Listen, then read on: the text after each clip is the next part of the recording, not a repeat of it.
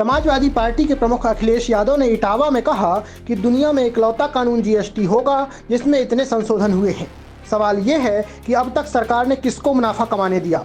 Slab कम हो जाने से मुनाफा और महंगाई तो कम नहीं होगी। उन्होंने आगे ये भी कहा कि डीएपी इसलिए नहीं मिल रही है क्योंकि उसमें पीडीए शब्द है और पीडीए के लोग ही बड़े पैमाने पर खेती कर रहे हैं। मर्यादित भाषा का प्रयोग करते हैं, क्या कहोगे सर?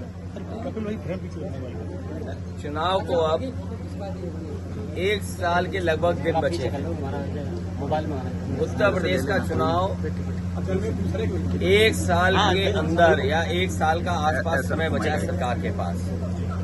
और अब तक अभी हम लोगों ने जो बजट देखे हैं उत्तर प्रदेश सरकार के 9 बजट देख चुके हैं। आखिरी बजट आना है जो अब आ जाएगा आने वाले समय में।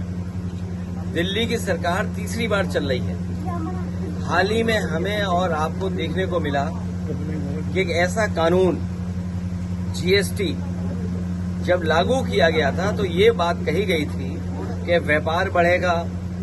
इस कानून के लागू होने से सरल व्यवस्था लागू होगी जिससे कि व्यापारी और कारोबारी अपना टैक्स दे पाएगा।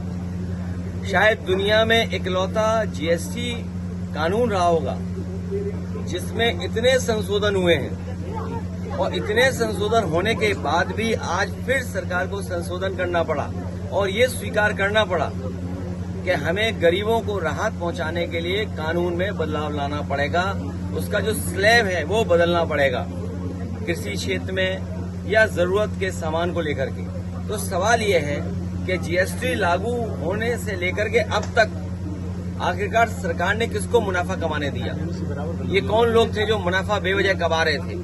और याद रखना, कानून के और स्लैब के कम हो जाने से ये जो मुनाफा कमाने की जो आदत पड़ गई है वो मुनाफा कम नहीं होगा, महंगाई कम नहीं होगी।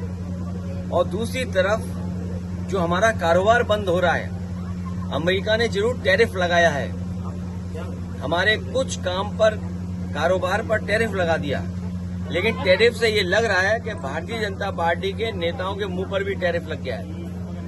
आप उनसे सवाल नहीं पूछ सकते टैरिफ को लेकर के। हमारे भदोही का कारपेट, मुरादाबाद का ब्रास का एक्सपोर्ट, मेरठ का, सहारनपुर का, फिरोजाबाद का, तमाम जो एक्सपोर्ट होते थे अब पाबंदी लगने के बाद उनका नुकसान होना शुरू हो गया। उनका नुकसान होगा, कारीगर जो जुड़े उनका नुकसान होगा, अंतोगत्वा हमारी अर्थव्यवस्था का नुकसान होने जा रहा है। अमेरिका अगर अपनी अर्थव्यवस्था को बचा रहा है या अपनी अर्थव्यवस्था को मजबूत कर रहा है तो हमें भी ये सोचना चाहिए कि हम अपनी अर्थव्यवस्था को कैसे बेहतर करें। उसके लिए हमें फैसला लेना चाहिए। मेक इन इंडिया बर्बाद हो गया। स्वदेशी का नारा केवल मुंह से है, मन से नहीं है।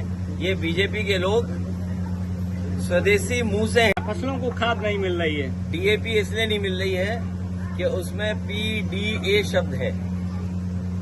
डीएपी पीडीए शब्द है और पीडीए लोग ही बड़े पैमाने पे खेती कर रहे हैं। गांव गरीब कौन है? जहां हम और आप खड़े हैं इस गांव में कौन खेती कर रहा है या किस घर परिवार के बीच में खड़े हैं? तो ये तमाम वो लोग हैं जो मेहनत कर करके कमा रहे हैं और सरकार के पास खाद नहीं, यूरिया नहीं, डीएपी नहीं और कीटनाशक दवाइयां महंगी हैं। और जब फसल तैयार हो जाएगी तो कोई उसको कीमत नहीं मिलेगी और बाढ़ से जो नुकसान हुआ उसकी भरपाई नहीं हुई है।